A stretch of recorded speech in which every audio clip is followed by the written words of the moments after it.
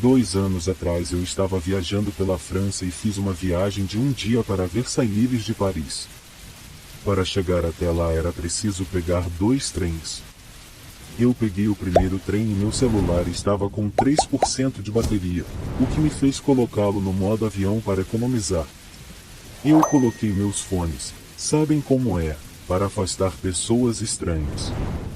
Infelizmente, João não ligou, sentou-se ao meu lado e começou a falar em francês, o que eu fingi não entender. Eu estava morta de cansaço, por ter andado o dia inteiro nos jardins e só queria silêncio. Ele tira seu telefone e começa a falar por meio do tradutor, perguntando se eu queria aprender francês, no que eu respondi na minha língua que eu não tinha nenhum interesse e coloquei meus fones novamente. Ele continuou com seu telefone me perguntando onde eu ficaria, no que eu menti e disse que estava em um grande hotel em Paris com a minha família. Depois ele me perguntou se eu desceria em uma estação de metrô específica, na qual eu respondi, curtamente por sim, outra mentira. Ele se ofereceu para ir comigo, mas neguei prontamente. Coloquei os fones novamente e fingi não ouvir o homem, que me deixou em paz por 5 minutos. Então ele atendeu uma ligação de telefone e disse que desceria na estação X e que era para o amigo dele ir para a estação Y.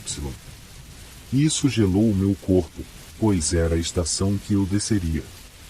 Chegamos ao ponto de transferência e ele se levantou, saiu do trem e me esperou nas portas.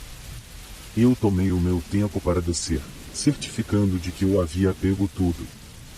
Fui lenta deliberadamente. Então ele saiu para ir para o outro trem, e eu fui vagarosamente até esse segundo trem. Chegou a ser constrangedora a lentidão. Entrei no outro trem e me sentei bem na frente, ficando de olho nas pessoas ao meu redor. Chegamos à parada X e eu observo as pessoas descendo e subindo na plataforma e não vejo aquele cara esquisito. Cheguei até a estação Y e quando viro a esquina encontro esse homem e 4 amigos procurando alguém. Eu mudei de direção, tentei mudar de penteado e aparência o máximo que eu consegui e corri de volta ao hotel. Lá contei o ocorrido a alguns amigos. Um dos funcionários ouviu a conversa e contou que já ouviu casos de tráfico de pessoas na região. Demorei uns dias para voltar a sair sozinha.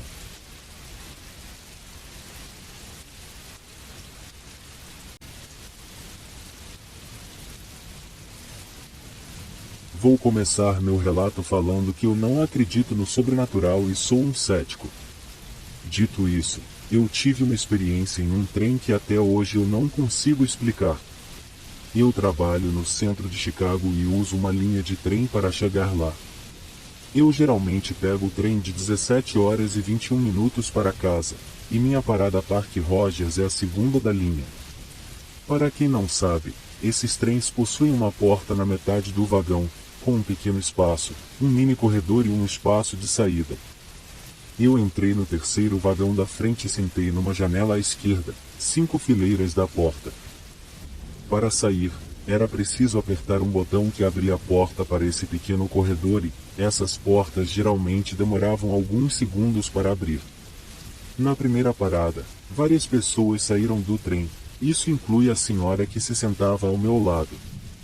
Como houveram algumas mudanças de itinerário, muitos trens não existiam mais, então muitas pessoas desciam na primeira parada. Algumas poucas pessoas entraram nessa primeira parada. A pessoa que se sentou ao meu lado era um homem com mais de 50 anos, usando um terno cinza, com uma gravata e uma valise de couro. A valise atraiu o meu olhar porque era bem grande e velha. Era igual àquelas que você via os advogados carregando muitos papéis. Parecia ter saído de uma loja de antiguidades. Enfim, ele se sentou ao meu lado fazendo um barulho. Como eu sabia que eu desceria na próxima parada, eu pedi passagem para esse homem. Sabem como é, a cortesia básica, eu vou descer na próxima parada, se você quiser podemos trocar de lugar. No que eu recebo uma resposta curta e extremamente grosseira: não quero trocar. Sem problemas, senhor, faça o que você quiser, seu idiota arrogante, pensei. E continuei a ler meu livro. 3 minutos depois, O trem estava diminuindo a velocidade, no que eu busquei a minha carteira para pegar minha passagem. No que eu estou fazendo isso, o idiota da valise se levanta e vai para o corredor onde eu iria entrar. Levantei do meu assento, peguei minha carteira e seguimos juntos pelo corredor. Meu primeiro pensamento foi: esse cara só quer trocar de lugar, mas enquanto ando pelo corredor percebo que todos os demais lugares estão vazios e ele não estava mais lá. Sem problemas, ele pode ter descido antes. Ou chegou antes das demais pessoas que desciam no mesmo ponto. Mas quando olho para as portas, não havia ninguém no espaço que usava para descer do trem. Mais estranho é que tinham 2 pessoas naquele espaço e eu, fora as outras pessoas no corredor. Nenhum sinal do idiota.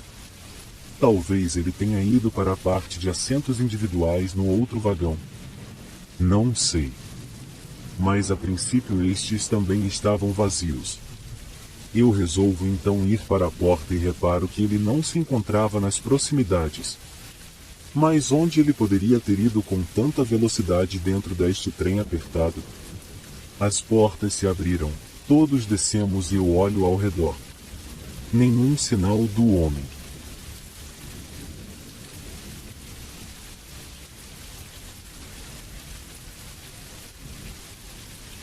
No verão passado eu e meu namorado estávamos acampando numa praia com o nosso cachorro.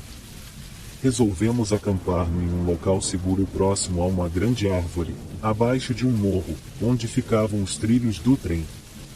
Os trilhos percorriam da beira da água até a cidade. Fizemos uma fogueira, montamos a barraca. Em nosso local de escolha, conseguíamos ouvir os trens passando a cada hora.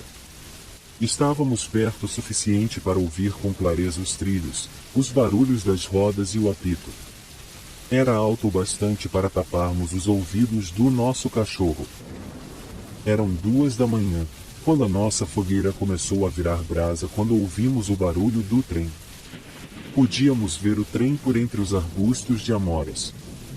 O movimento era visível como a luz do dia.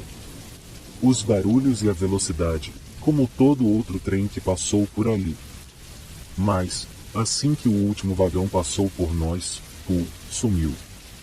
Era como se o trem nunca tivesse sequer passado. E, nós sabíamos até onde os trilhos vão, então sabíamos que o veríamos mais à frente, quando fizesse uma curva. Vimos isso com todos os outros trens que passavam. Então, após aquele trem sumir, nós ouvimos a buzina e então silêncio. Mas foi como se tudo tivesse parado. Era uma sensação sinistra. O mais estranho é que o trem era um trem normal. Como algo tão normal pode ter desaparecido assim? Do nada? Esse trem era inquestionavelmente normal. Eu achei que era a única a ter percebido isso, mas quando olho para o meu namorado ele me pergunta, o que acabou de acontecer aqui? Ele diz que a parte mais sinistra desse encontro foi o silêncio. E, como não fui a única a ver isso, eu não estava delirando. Tentei pensar em diversas possibilidades que explicam isso, mas sem nenhum sucesso. Foi muito mais assustador na vida real do que parece agora, escrevendo. Se alguém tiver alguma explicação sobre o que houve, favor me responder nos comentários. Obrigado.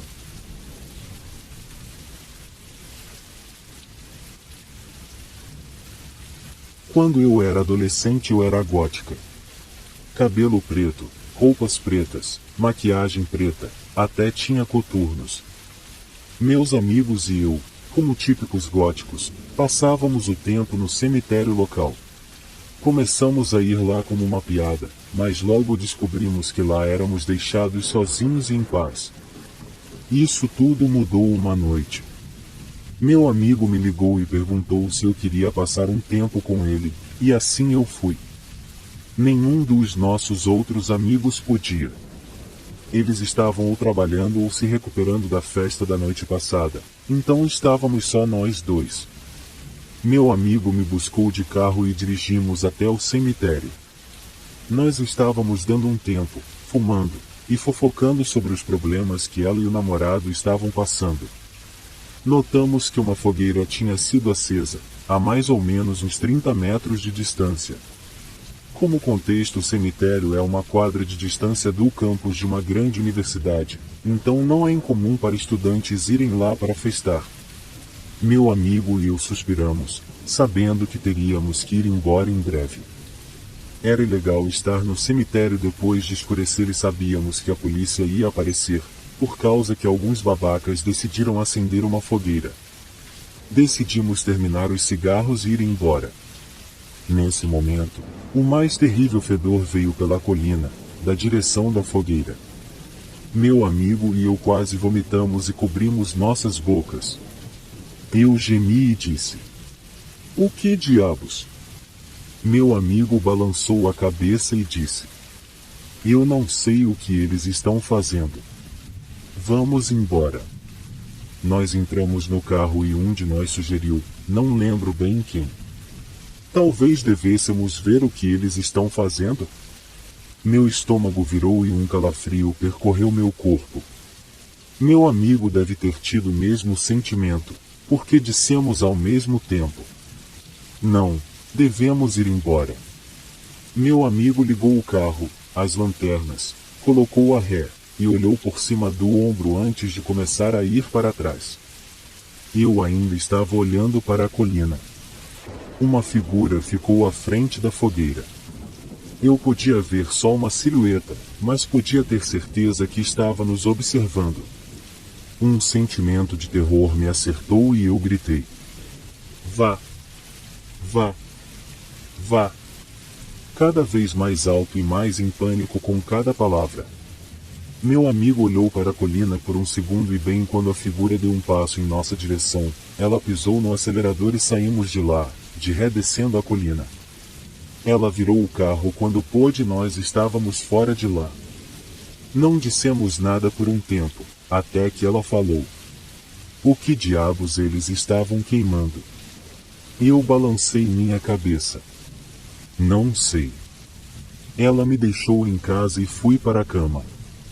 Na outra manhã, acordei e fui até a cozinha. Minha mãe estava lá, bebendo seu café e eu me juntei a ela. Falamos sobre seu trabalho por um tempo quando ela disse subitamente: "Você ficou sabendo do que aconteceu ontem à noite?" Dei de ombros e disse que não. Tinha acabado de levantar. Ela me disse que uma mulher que ela trabalha foi sequestrada do estacionamento. Meu Deus! Eu digo: "Encontraram ela?" "Sim, mais tarde demais." Ela responde: "Quem quer que a sequestrou já a tinha matado." Encontraram ela essa manhã no cemitério. Eles tentaram se livrar do corpo dela numa fogueira. Era isso que era o cheiro. Não preciso nem dizer, nunca mais fiquei no cemitério durante a noite. Penso às vezes sobre nossa decisão de ir embora em vez de investigar o fogo. Aquela única decisão poderia ter mudado toda a minha história.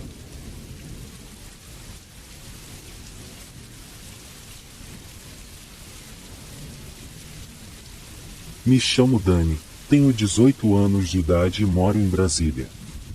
Aos meus 4 anos de idade tive que enfrentar um dos meus momentos mais difíceis, a separação dos meus pais.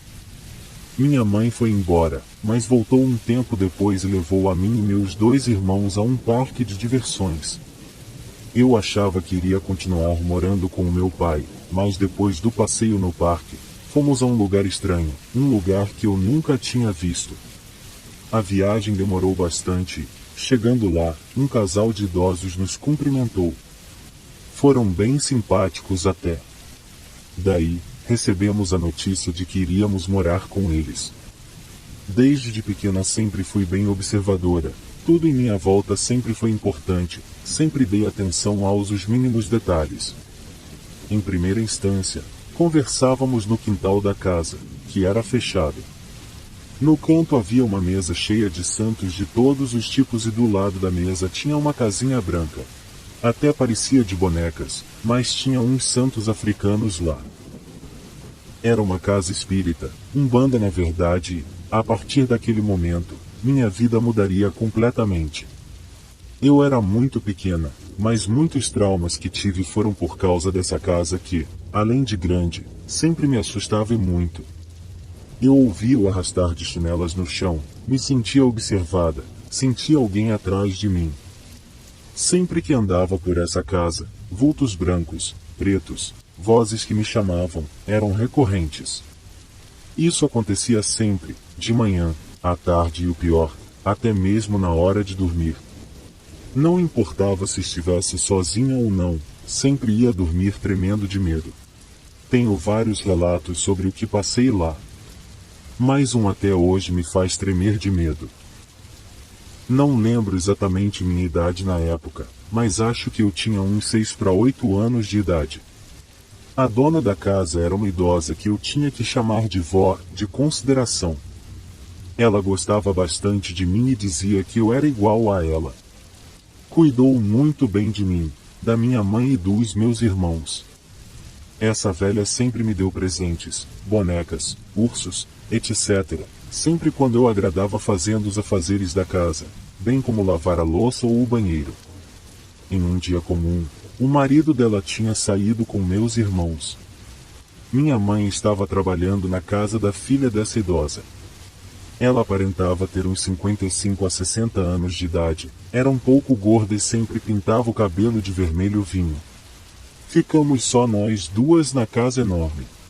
Ela gostava de economizar energia, então sempre apagava todas as luzes da casa. Era de tarde, umas 15 horas mais ou menos, e tinha um pouco de claridade no quintal da frente da casa e o dos fundos. Ela estava no quintal da frente costurando naquelas máquinas de costura barulhentas.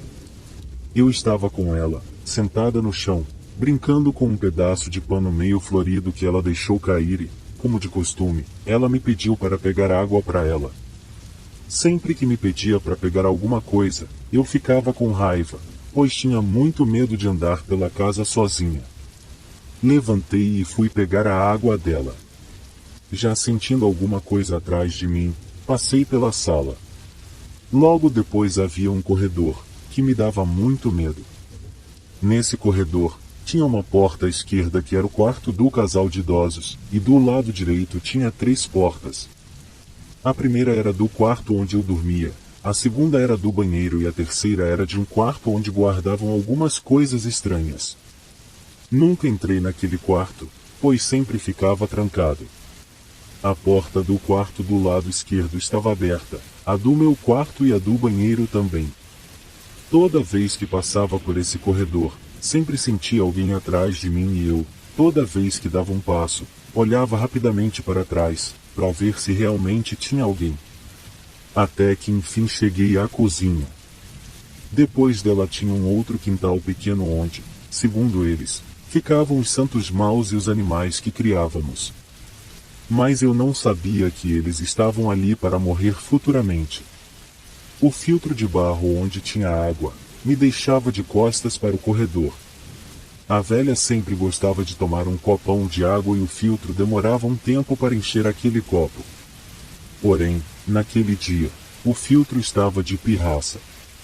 Ele praticamente só pingava e, de repente, me bateu uma angústia. Começou a ventar forte no quintal dos fundos. Foi então que fiquei com mais medo ainda. Quando estava quase no fim do copo, senti alguém avançando rapidamente por trás de mim. Olhei muito assustada. Eu já estava tremendo de medo e sabia que, se eu quebrasse aquele copo, iria apanhar muito, pois aquela velha era bem severa. Segurei o copo com muito medo e andei rapidamente pelo corredor. Daí que senti novamente a sensação de que alguém estava se aproximando. Assim que cheguei na sala, olhei para o corredor, e vi uma garotinha parada na porta do meu quarto. Acho que ela percebeu que eu a estava enxergando. Eu tentava de todas as formas ver o rosto dela, mas estava todo embaçado. Até que percebi que ela não tinha um rosto.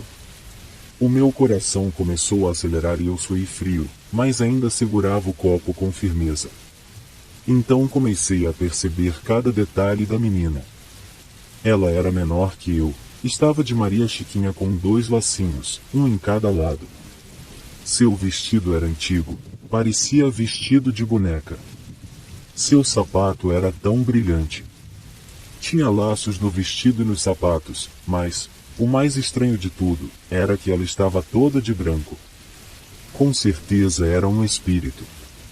De primeira, quis correr dali, mas mantive a calma e pensei comigo mesma: isso não é real.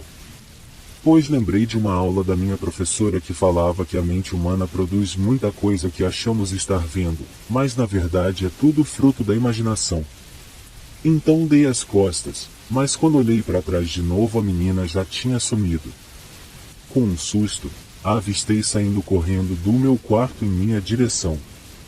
Ela era rápida. Ela empurrou minha mão com força, o que me fez soltar o copo imediatamente. Com uma gargalhada de criança, demonstrou se divertir com aquilo. Tive que limpar a sujeira do chão e fui pegar a água da velha novamente. Quando cheguei com a água dela, relatei tudo o que tinha acontecido, então ela me disse que era minha Santa Yansan, a deusa guerreira querendo se comunicar, pois a santa se transformava em criança. Isso me deixou sem reação, mas a velha disse para que eu não me preocupasse, pois esse tipo de coisa acontecia normalmente. Assim, ela me deixou mais tranquila. Nunca mais vi essa menina, mas sentia sempre alguma coisa atrás de mim quando andava pela casa. Depois de um tempo, minha mãe me relatou ser médium desde de criança e me disse que sempre via essas coisas que aconteciam naquela casa. Atualmente moro com meu pai. Saí do centro espírita com 12 anos de idade por conta própria, pois não queria mais continuar ali. Na época, minha mãe já tinha alugado uma casa pra gente não ficar morando de favor na casa desse pessoal. Já são 6 anos longe daquele lugar. Nunca mais vi, ouvi ou senti essas coisas. Assim que saí de lá, conheci uma igreja evangélica e tudo isso ficou para trás e hoje, já nos meus 18 anos, me sinto aliviada de não sentir mais essas coisas paranormais. Posso dizer que a sensação de ver algo assim é horrível. É muito maior que um simples medo. Seu corpo tenta reagir, mas sua mente diz que aquilo está ali. A pior coisa disso tudo é tentar encontrar uma resposta concreta e se acalmar, mas isso mexe com você de todas as formas possíveis. É simplesmente aterrorizante. Parte disso pode ser culpa da minha mãe, que me ofereceu para algum quando eu era recém-nascida.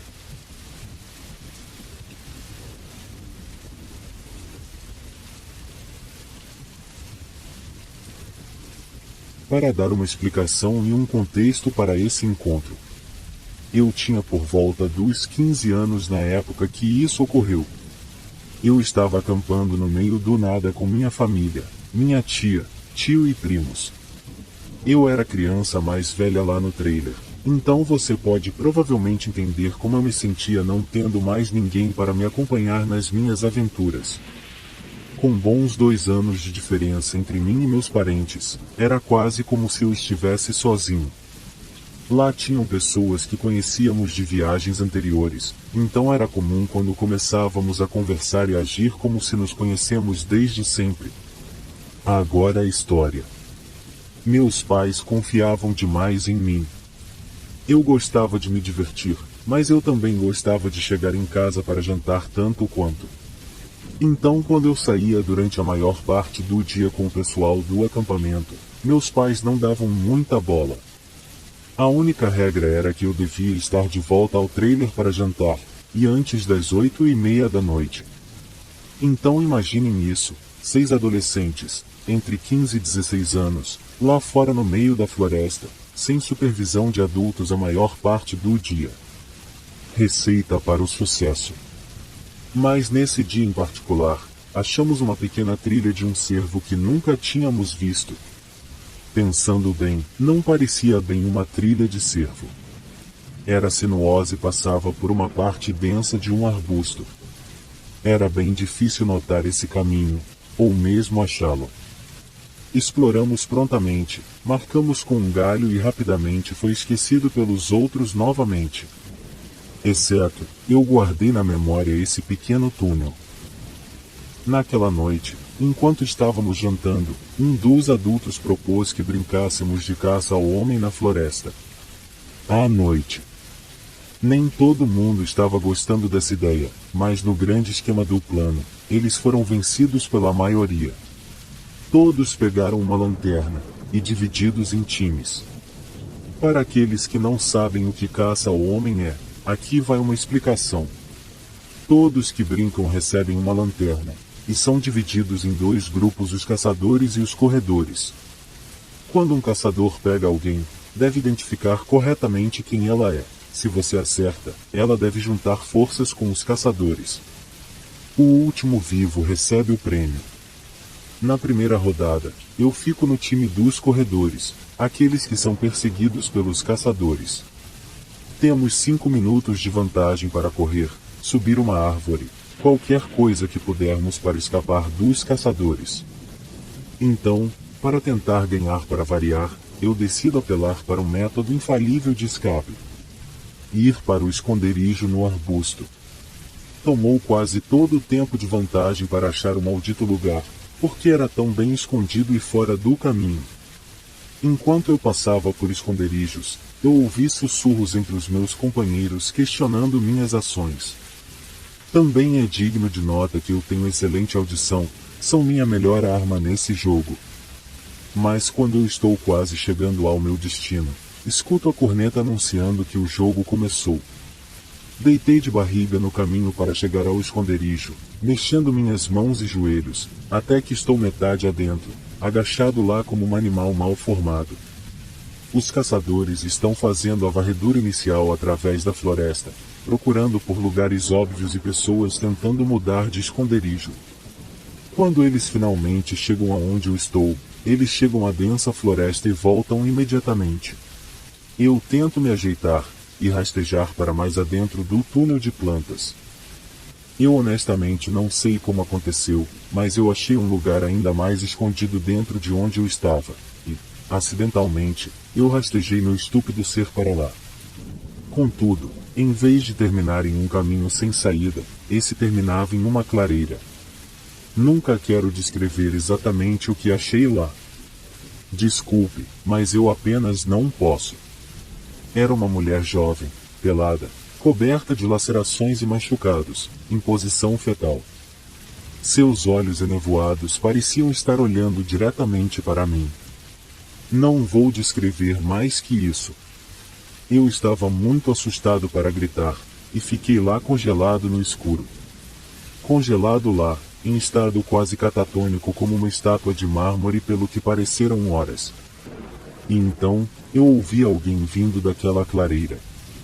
Já esteve tão assustado que por um momento insano, você realmente considera algo tão estúpido como uma opção viável para escapar? Esse foi um momento desses. Eu deixei escapar um curto, tremido choramingo, e comecei a me mover. Eu podia ouvir uma respiração ofegante de um homem, uma marcação horrível de quem que era estava chegando mais e mais perto de mim a cada momento. Por algum milagre lindo, ele errou o caminho levando-o ao meu esconderijo. Eu o ouvi se movendo passando pela entrada, arrastando algo atrás de si. Ouvi barulhos de tilintar, e o ocasional esforço para silenciar os baixos sons. Ouvi um xingamento, em algum lugar no fim do túnel e saí o mais rápido que pude do túnel. Barulhos de folhas, batidas, tudo ao meu redor, enquanto eu ouvi o homem tomando fôlego e começar a se mover em minha direção.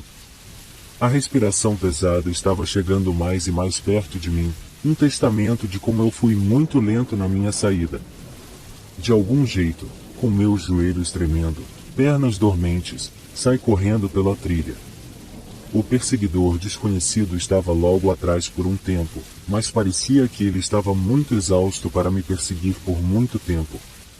Sei que todos adoram tirar sarro do fato que as pessoas sempre tropeçam em filmes de terror, mas honestamente, tropeçar é algo que eu com certeza não sei como não aconteceu comigo.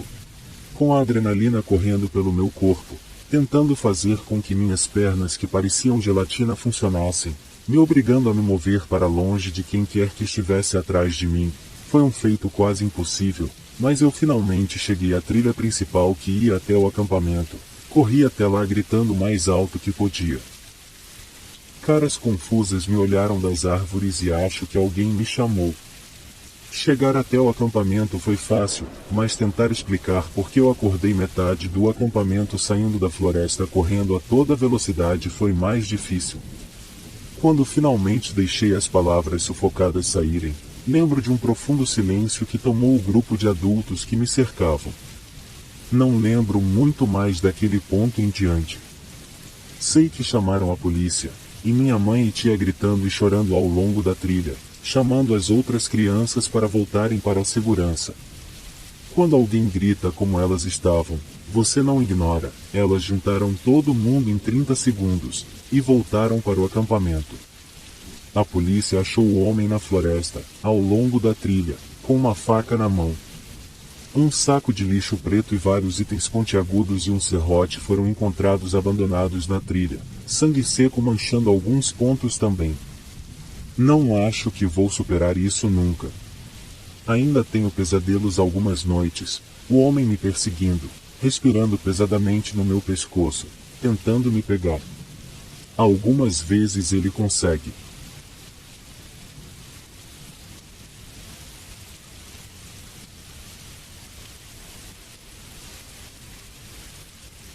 Quando eu tinha 12 anos, talvez um pouco mais velho, eu estava esperando minha carona depois da escola.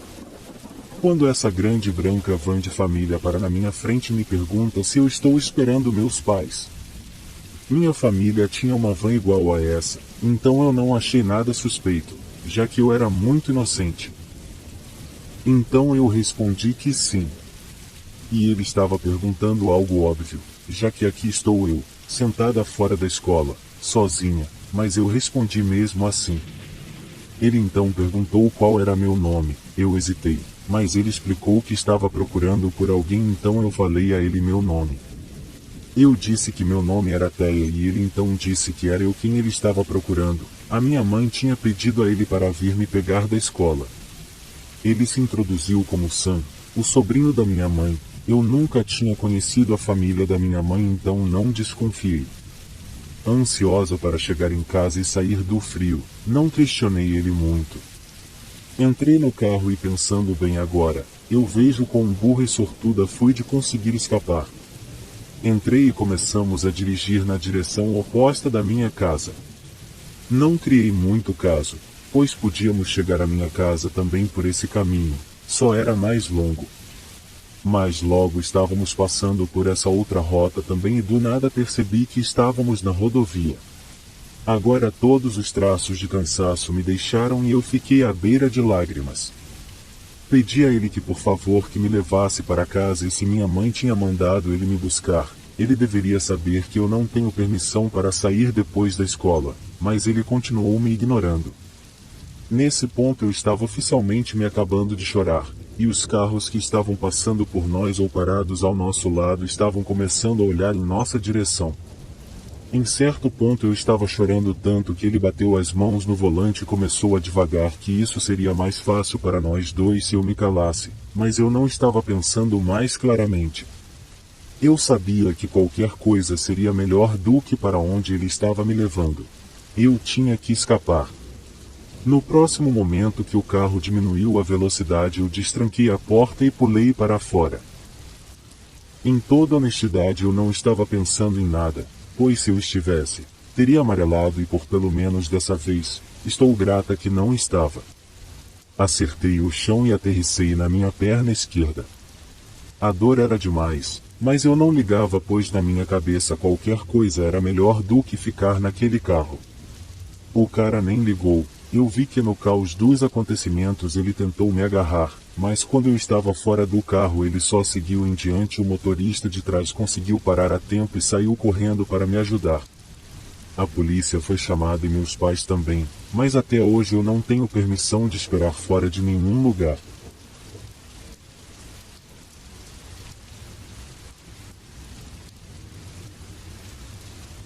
Eu recentemente saí da Marinha e comecei a trabalhar com Uber.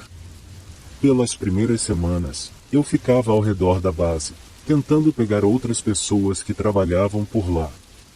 Uma sexta, um passageiro entra no meu carro e me pergunta se posso levar ele ao Fort Hood, umas 2 horas de distância. Eu digo a ele que não tem problema, e começamos a viagem. Alguns minutos de corrida dentro, ele me pergunta se eu posso parar em algum lugar para ele usar o banheiro. Eu paro em um posto de gasolina ao lado da estrada. Eu estava sentado no carro, esperando voltar por provavelmente 10 minutos, quando o atendente começa a fechar tudo. Eu digo a ele que meu passageiro ainda estava lá. O atendente me disse que ele estava pronto para fechar quando me viu parar. Quando ninguém desceu do carro e eu só estava sentado lá dentro, ele decidiu que não ia esperar mais. Eu insisti que o cara ainda estava lá dentro. Fui checar e não achei ninguém. Até liguei para o gerente para me dar permissão para ver o vídeo de segurança. O que ele me mostrou me dá um frio na espinha até hoje. Eu parei lá, ninguém nunca saiu do meu carro e entrou no posto. Tudo que sei sobre o cara era que seu nome era Mike, ele tinha 19 anos e estava na Marinha 2. Sua esposa Marisa estava esperando por ele em Nova York, onde ele tinha comprado uma casa. Ainda me assusta até hoje.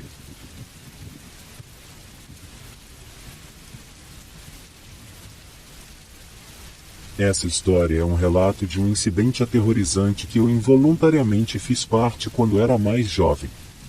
Também é a história de como uma amizade longa pode ser destruída por causa de uma decisão idiota. Essa história toda começou há 10 anos quando eu estava no último ano do ensino médio.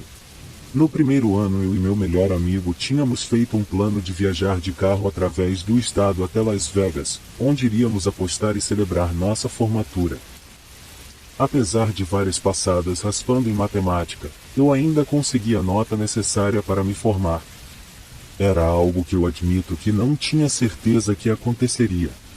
Quanto a Glenn, meu melhor amigo desde os 4 anos, o outro cara envolvido no esquema, nunca houve dúvidas que ele iria conseguir se formar. Ele acabou se formando com a segunda melhor nota. Apesar do plano estar em planejamento há 4 anos, nós ainda tínhamos que pegar a permissão dos nossos pais. Tínhamos também o problema da logística, como nenhum de nós ser dono de um carro seguro o bastante para uma viagem tão longa. Então, como um presente dos deuses, meus pais me deram um Mustang novinho como presente de formatura. O dia que meus pais me surpreenderam com o carro, meu pai me perguntou quais eram meus planos para o verão. Como ainda havíamos por revelar nossos planos para nossos pais, vi que esse era uma ótima oportunidade para revelar aos meus. Depois de falar todos os planos para ele, meu pai ficou parado por um momento, com um olhar de grande concentração. Depois do que pareceu uma eternidade, ele falou: "Bem, vocês dois estão saindo para ir a 2 diferentes faculdades e não vão poder quase se ver por pelo menos 4 anos. Não vejo por que vocês não podem ter 2 semanas para comemorar. Divirta-se, mas se cuide."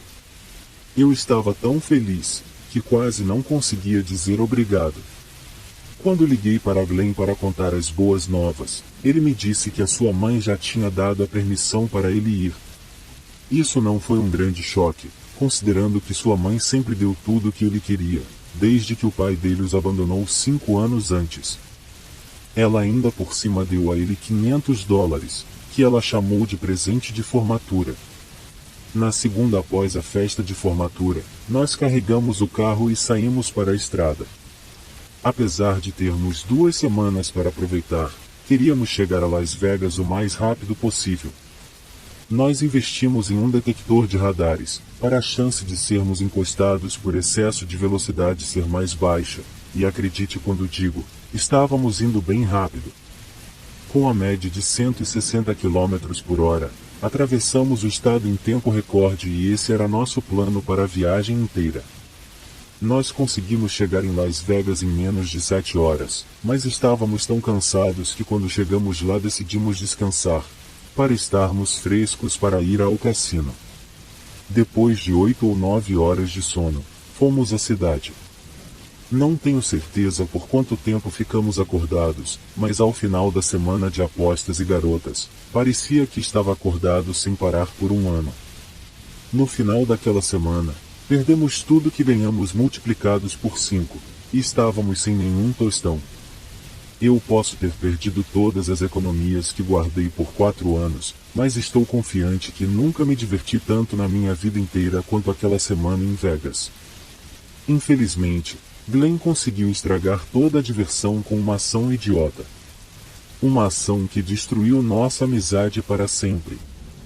Nós tínhamos somente o suficiente para pagar a gasolina da volta, então na manhã seguinte, após um descanso de 10 horas, carregamos o carro e fomos para casa. Estava certo que precisava de pelo menos uma semana para me recuperar da viagem, então estava com pressa para voltar para Albuquerque. Na metade do caminho, passamos por um cara pedindo carona. Obviamente, se eu estivesse dirigindo, eu não pararia, mas Glenn achou que seria engraçado e parou para deixar o cara entrar, ou foi o que eu pensei. Ele parou o carro apesar dos meus protestos. O caroneiro começou a andar até o carro. Quando ele estava a um pé da traseira, Glenn pisou no acelerador e foi embora, jogando pedras e sujeira no cara. Ele já fez algumas coisas ruins para pessoas antes, mas isso não era engraçado, e se tivesse parado por ali, talvez ainda seríamos amigos hoje em dia.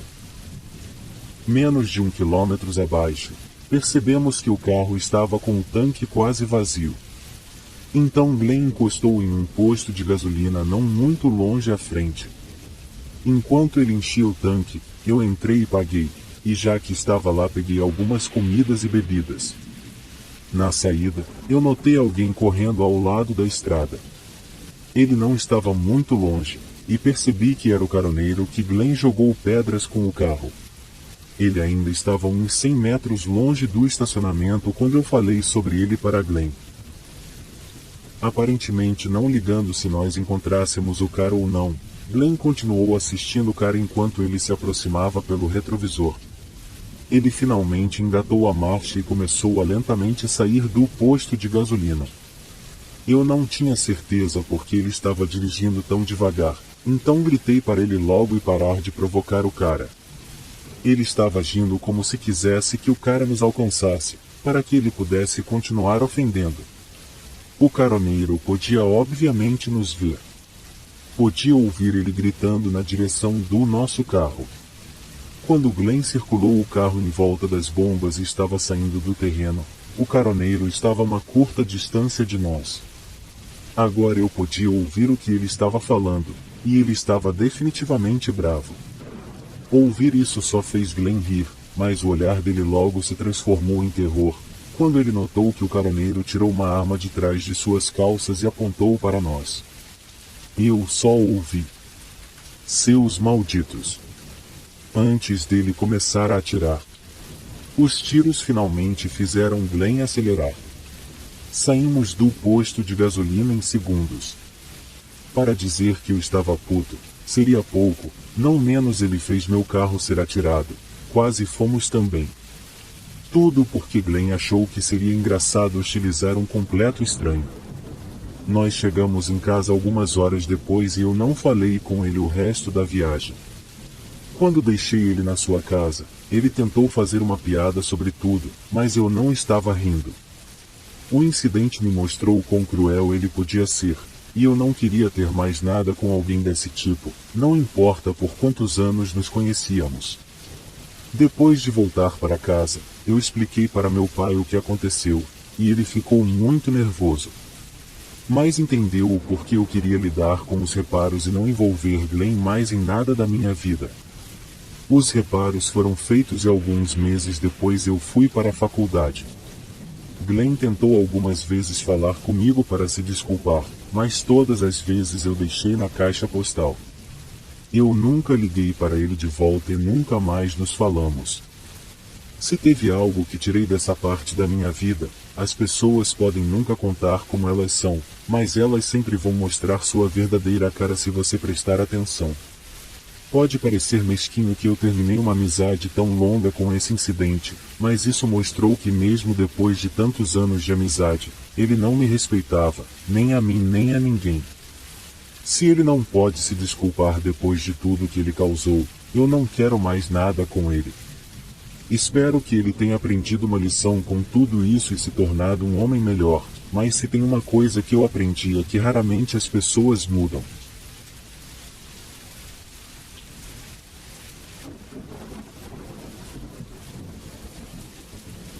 Eu dirijo uma rota de entrega à noite em um caminhão de 2 eixos por diferentes cidades a 50 quilômetros a leste de Cleveland. A área é naturalmente arrepiante, asfalto de 2 pistas cortando a floresta por quilômetros até que você chegue à próxima cidade, sempre com névoa espessa.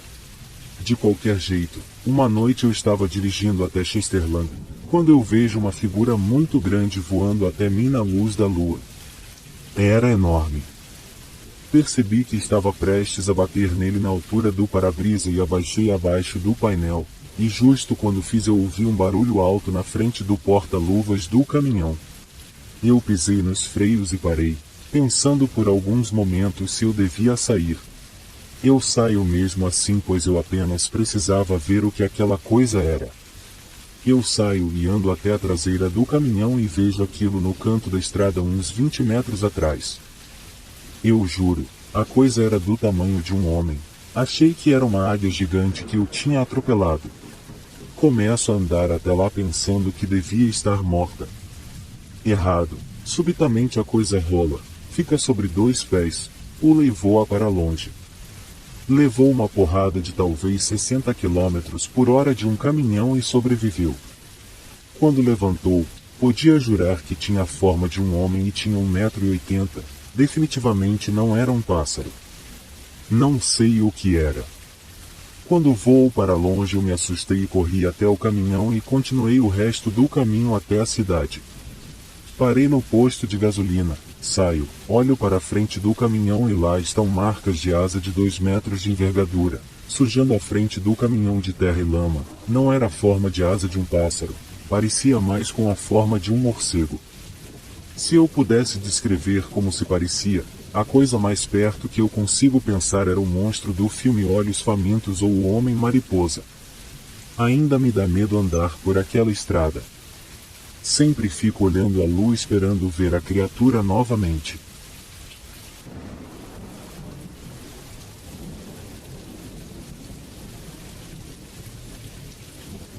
Isso aconteceu literalmente agora, então vou tentar manter meu relato curto e organizado. Tenho 29 anos e minha parceira tem 23. Nós estávamos na sua cidade natal visitando sua família por uma semana. É uma cidade pequena e isolada, no meio do nada, basicamente no meio da floresta. Enquanto estávamos lá ela queria se encontrar com um amigo antigo do ensino médio que ainda moravam por lá, chamado Kyle. Encontramos ele na praia, e já cedo ele estava fazendo piadas super estranhas. Obviamente estávamos desconfortáveis com isso, mas vindo de alguém que era aparentemente um bom amigo dela, era particularmente chato. Eu e minha namorada estávamos trocando olhares de pânico durante todo o tempo. Quando ele saiu de perto, ela disse que sentia muito, que ele nunca foi assim antes, e que podíamos dar uma desculpa para ir embora. Quando ele volta, nós contamos a ele que íamos jantar em um bar local, mas ele só pergunta se pode ir junto. Ficamos com vergonha, então acabamos dizendo que sim. Ele não sabe chegar lá, então nos segue. Chegamos lá, pegamos bebidas e comida, e então vamos ao pátio com as bebidas. Ele faz mais alguns comentários deselegantes, mas está sendo mais calmo e normal do que quando estava na praia. Estávamos fumando no pátio e passando o tempo. A comida vem, e nós comemos tudo rapidamente. Agora é que começa a ficar estranho. Na metade da minha primeira bebida, começo a me sentir muito cansado, o que faz sentido já que o dia foi longo. Faço o sinal para minha namorada de que eu quero ir. Ela dá uma desculpa que precisamos ir, mas ele tenta nos fazer ir à sua casa. Tenho cigarros e bebidas lá, Vocês podem conhecer meus gatos. Ele está insistindo muito. Continuamos dizendo que não e dando desculpas, precisamos ver o avô dela, etc. Finalmente chegamos ao carro e damos boa noite, estacionamos lado a lado e andamos até os carros juntos enquanto nos despedimos. Quando chegamos ao carro, minha namorada me informa que ela quer continuar no bar, mas fingir que estamos indo embora, pois ela não quer mais passar tempo com ele, o que é compreensível. Estamos sentados no carro, esperando por ele ir embora, quando ele faz um sinal para nós abaixarmos o vidro. Abaixamos o vidro e ele diz: GPS está estranho.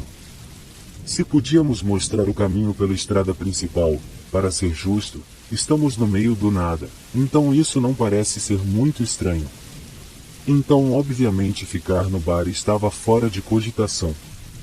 Então no carro nós falamos o quanto ele estava sendo insistente, e minha namorada admitiu que se sentia estranha dirigindo de volta à casa de seu avô, então devíamos dirigir pela cidade até que ele deixasse de nos seguir. Ele fica atrás de nós por um bom tempo, até bem depois da saída que ele devia ter tomado. Nós achamos estranho, mas não sabíamos muito bem o que fazer. Então finalmente chegamos a uma estrada de 2 pistas, ele para ao nosso lado, e ele estava lançando um celular pela janela, que claramente é o celular da minha namorada. Nós paramos. Ele devolve o celular, conversa por um tempo, depois sai com pressa. Aqui está a parte que me dá calafrios, nós sabíamos que ela estava com seu celular. Eu a viu colocar na sua bolsa, junto com meu celular e os cigarros, um pouco antes de deixarmos o bar, quando estávamos nos preparando para ir embora. Ela não o tirou de volta. Não há nenhum jeito dela ter deixado ele no bar. Mais importante, ele entrou no carro e deixou o bar ao mesmo tempo que nós, o que mostra que ele já estava com o celular quando saímos. Não é como se ele tivesse ficado para trás e visto o celular. Algo mais, aparentemente, sem meu conhecimento, minha namorada sentiu um gosto mais amargo na sua bebida e já suspeitava de algo, principalmente pelo jeito como seu amigo se portava. Esse era o motivo que ela queria ficar no bar, para ficar longe dele e ficar em um lugar público. Então quando ele andou até o carro para retornar seu celular, ela casualmente o deixou ver a faca que ela mantinha como proteção em sua jaqueta. Talvez esse tenha sido o motivo pelo qual ele deixou com pressa. Obviamente fiquei nervoso por ela não ter me contado suas suspeitas mais cedo. Ele provavelmente drogou nossas bebidas. Minha namorada sentiu o gosto estranho e não bebeu mais nada. Eu tomei metade e me sentia muito cansado.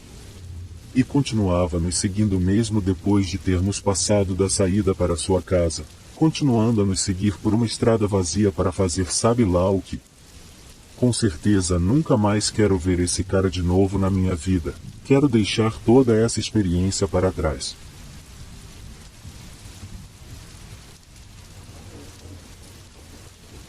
Eu trabalho como entregadora de comida chinesa, e estava indo para a minha última entrega daquela noite caótica de jogo de futebol americano. Nesses dias de jogo geralmente começávamos às 11 horas da manhã até às 11 da noite. Estava super cansado e estava tarde, quando resolvi furar um sinaleiro. Enquanto furava, um carro próximo, o senhor estranho e sua família, decidiram que não seria justo aquela furada de sinal. Ele me cortou e enquanto estava na minha frente começou a diminuir a velocidade. Eu já cansada pensei, vou aguentar isso por uns minutos até ir para casa. Assim o fiz, até que mudei de pista e ultrapassei, fazendo meu caminho, mal sabia eu o que estava por vir. Mas, não me atentei e achei que ele não estava me seguindo, visto que consegui pegar um sinal amarelo e fazer uma curva e nesse momento ele já não era mais um babaca e fazia um caminho tranquilo. Infelizmente o senhor estranho não me deixou em paz e achou que o que iria fazer ia ser uma ótima ideia. Assim que virei para a rua da minha casa ele também, mas não tinha me tocado, pois era uma rua movimentada, cheia de prédios. Então, quando fui parar perto do meu prédio, me toquei que o cara estava me seguindo. Não esperei nem mais um minuto e já liguei para a polícia descrevendo e contando tudo o que havia acontecido e que ele havia bloqueado a saída do meu carro e me escondi.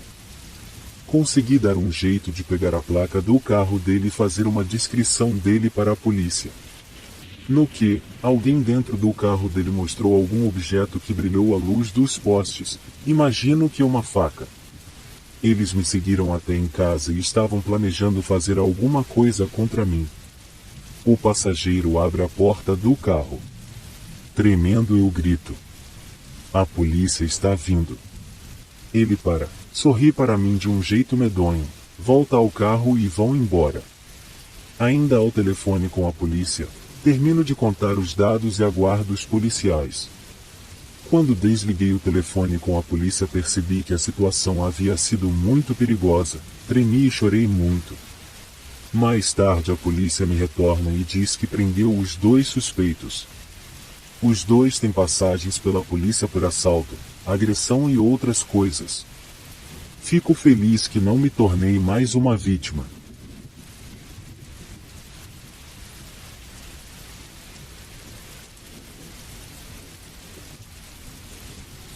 Eu gostaria de esclarecer que eu acompanho as histórias de invasão de casas e eu não sei se o incidente que eu vou relatar agora é autônomo ou se tem a ver com outras histórias contadas aqui antes.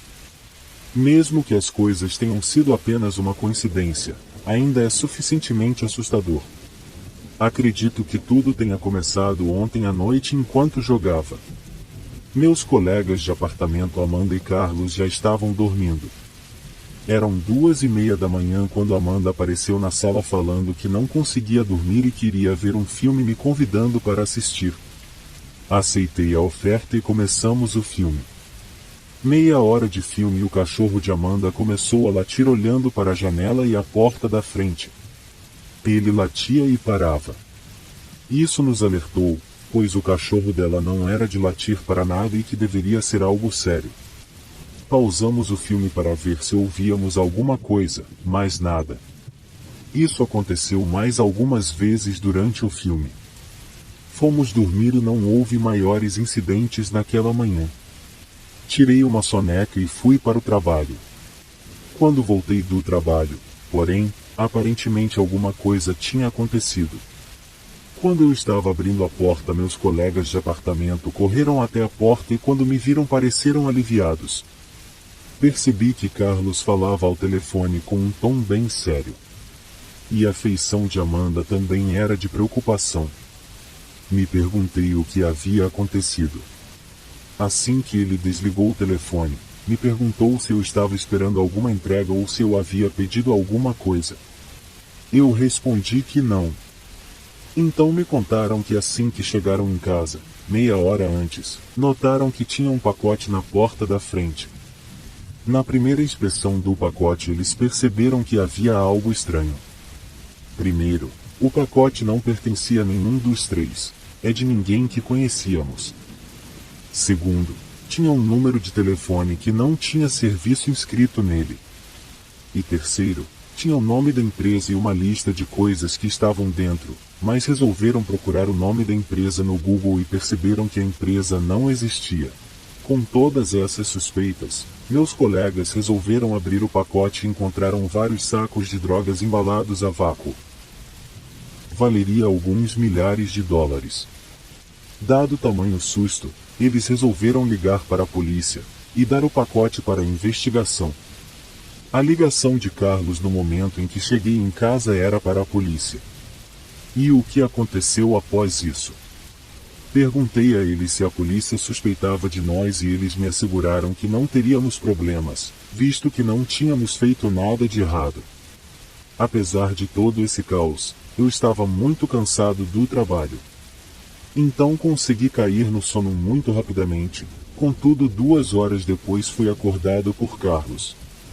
Ele e Amanda nunca me acordavam, era uma regra, mas dessa vez era algo importante. Eles me contaram que um carro tinha tentado parar em nossa garagem e, ao perceber que tinha gente em casa, deu a ré e sumiu. Acreditamos que era aquela caminhonete que deveria ter recebido aquela encomenda. Temos algumas teorias sobre o ocorrido. Uma é que alguém deixou o pacote no endereço errado. A outra é que acreditavam que não havia ninguém morando naquela casa e iriam usar como ponto. Importante falar que nenhum de nós tem carro. E a última, e mais improvável das teorias. Como eu disse no começo, pode estar conectado a invasões de casas. Nesse caso, as pessoas por trás disso estão começando uma vingança contra meus colegas de quarto e tentando os incriminar com essa evidência. Enfim, esperamos não ser alvo de violência por parte das pessoas por trás disso.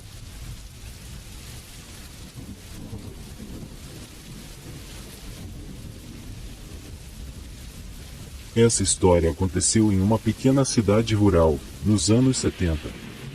Naquele tempo, as crianças andavam sem medo pelas ruas, com pouco conhecimento do que poderia acontecer com uma criança sozinha. E as crianças não tinham medo de estranhos.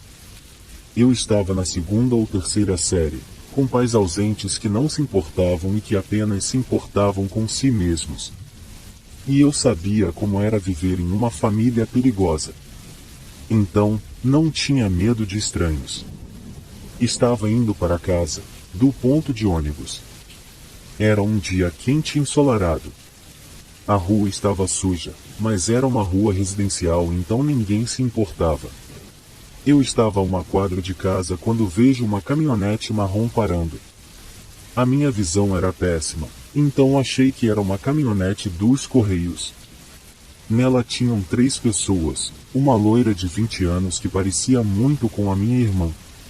Um cara que parecia Jesus, barbado e meio hippie, e o terceiro que estava mais dentro da caminhonete, e que eu não consegui ver quem era. Um deles se virou e disse para mim: "Temos um pacote para os seus pais. Entre aqui e vamos até a sua casa." Eu, como não tinha nenhum medo de estranhos e era extremamente lógica, apenas respondi: "Minha casa é bem aqui." E apontei para o final da rua e continuei: "Se quiserem podem me seguir." Mas não, eles insistiram para que eu entrasse na caminhonete. E eu me recusava. Não conseguia entender por que aqueles adultos burros não me seguiam para deixar a porcaria do pacote. Estava brava, então resolvi dar as costas para eles e ir para casa. A van, caminhonete, apenas sumiu. Não tentaram entregar nada. Pensando bem, eu não me lembro de ter visto o logotipo dos Correios naquele veículo.